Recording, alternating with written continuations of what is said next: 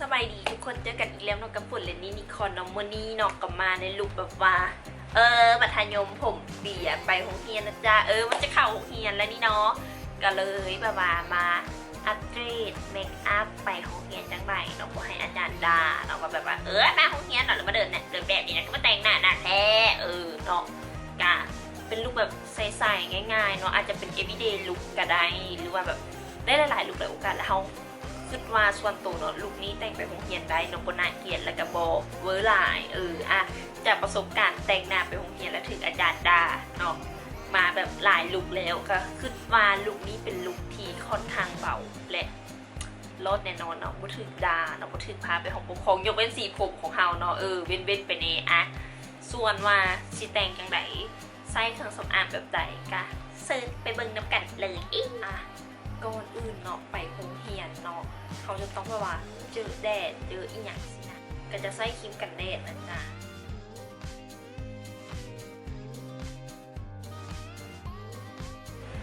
ต่อมาจะมาลง CC เนาะถูกและดีราคานักเรียนเนาะกรุบกริบจะเลือกสีมีเดียมเนาะมันจังบ่ได้ขาวเกินไปอาจารย์จะบ่ได้ทั่ววันหน้าร้อยจะทาหงพื้นเป็นเบาซึ่ง CC ตัวนี้เนาะเป็นเนื้อน้ำทุกคนมันจะแบบว่าลูกไปเนาะมันจะแตกเป็นน้ำแล้วมันก็จะแบบซึมชึบไปเลยมันจะบ่มีความลอยจะโป๊ะนะจ๊ะต่อมาเนาะก็จะมาลงคอนซีลเลอร์เนาะถูกและดีราคานักเรียนและการแอบแบบไฮไลท์สักหน่อยเบาๆในมือนี่เลยเนาะก็จะใส่ตัวนี้เนาะมารีบูซันเซ็ตของเราสีถึงจะส่วนลายเนาะมันจะได้บุคลิปแก้มก็จะลงซัมนี้เนาะวันนี้จะซีแต้มคิ้วจ้ะเพราะว่าเขากับว่าเป็นคนที่มีคิ้วขนาดนั้นจะเฮ็ดคิ้วจังไดดีจะมาใส่พาเลตตาตัวนี้เนาะราคานักฮีกุ๊กกิ๊กเนาะเนื้อเนาะสัมผัสจะแบบบ่ได้แบบว่าแน่นหลายหรืออย่างหลายเหมาะสำหรับมือใหม่และกะนักเรียนแต่งลุคใสๆคือมื้อนี้จะใส่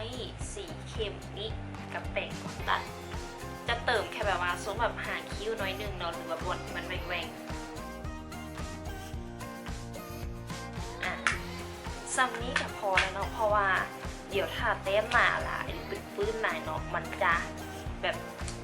โป๊ะแตกกับเต้มคิ้วเนาะก็แค่เพิ่มเงาเป็นเบาๆเนาะแต่งตาเล็กน้อยเนาะสไตล์นักเรียนเขาก็ไม่ได้มีอีกอย่างหลายเนาะก็จะใส่นี่ก็จะเอามาสคาร่าเนาะของเมเบลินรุ่นนี้เป็นสูตรกันน้ำเนาะเพราะว่าเขาจะไม่อยากให้แบบใส่ชีวิตไปเนาะมาสคาร่าไหลมันก็สิโป๊ะแตกอีก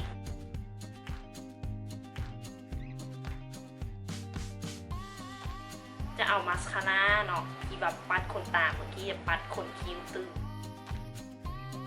ถ้าสำหรับผู้ใดที่แบบว่าอยากงัดดังนะน้องบ่มีดังเฮ็ดจังไดนี่เนาะพาเลตตัวนี้แหละเขาจะใส่แค่สีน้ำตาลตัวนี้น้อยเดียวเท่านั้นทาบริเวณนี้กับนี้แล้วใส่มือปากซีดอยากมีสีปากน้อยนึงเพราะรู้สึกว่าขาบทาลิปแล้วน้องกับบตายอยากซบอย่างใดกะแนะนำตัวนี้เนาะ Baby Bright เนาะก็จะใส่ส่วนที่เป็น Lip Moisturizer เย็นแบบนี้ทาทางในทาแต่ทางในนะเพราะว่าสีนางนะแอบแน่นอยู่เด้อแล้วค่อยเอาหัวคุชชั่นเนาะแต่ขอย้ำว่ายังต้องแตะได้ทางในหรือโบฟ้าออกมาทางนอก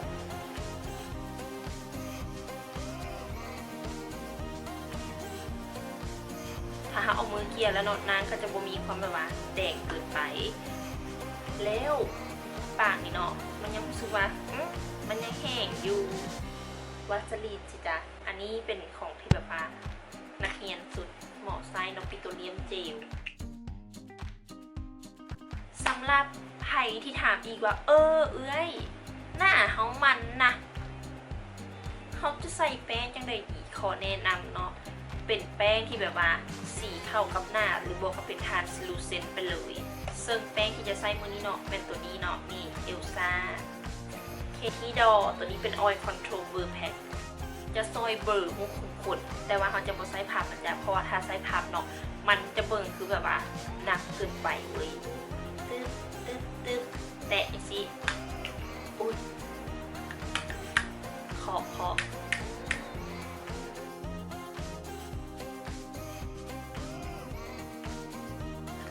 แล้วเนาะหน้าเขาก็จะบูมันหลายเขาแค่ทัชอัพเบาๆสีแก้มกับมาสีปากกับมีเนาะตากอะเบาๆใสๆเป็นลุคที่แบบว่าแต่งไปโรงเรียนได้เนาะคิดว่าโดยส่วนตัวคือแต่งหน้าไปโรงเรียนผิดโบกกับบอเนาะเดี๋ยวขอไป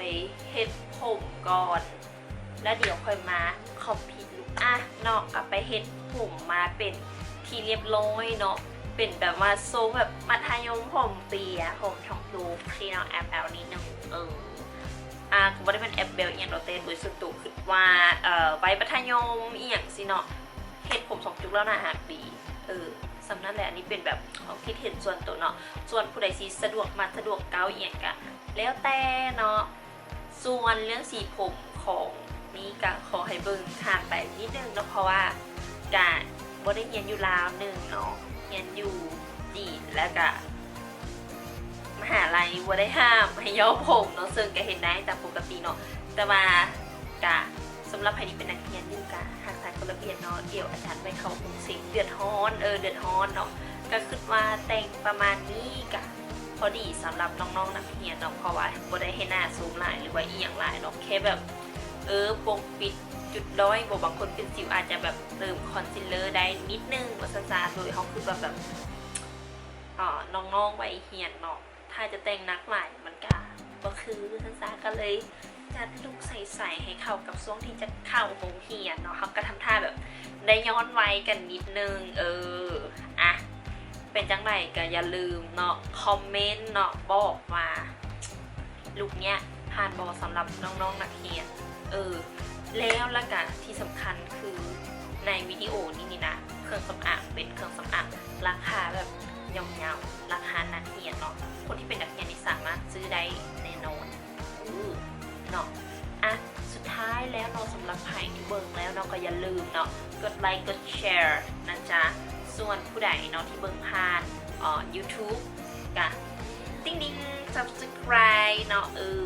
เป็นกำลังใจให้กันแน่สามารถคอมเมนต์ติชมได้ทุกสิ่งทุกอย่างแหละว่าวิดีโอเป็นจังไดโอเคบอหรือว่าอยากให้เฮ็ดลูกใดกะคอมเมนต์บอกเนาะถ้าบ่มีคอมเมนต์บอกบ่มีแบบฟีดแบ็กตอบรับเฮาก็บ่ฮู้เนาะว่าสิเฮ็ดไปในทิศทางใดกะเฮ็ดเวิร์นไปเรื่อยๆไปแล้วเด้อบ๊ายบาย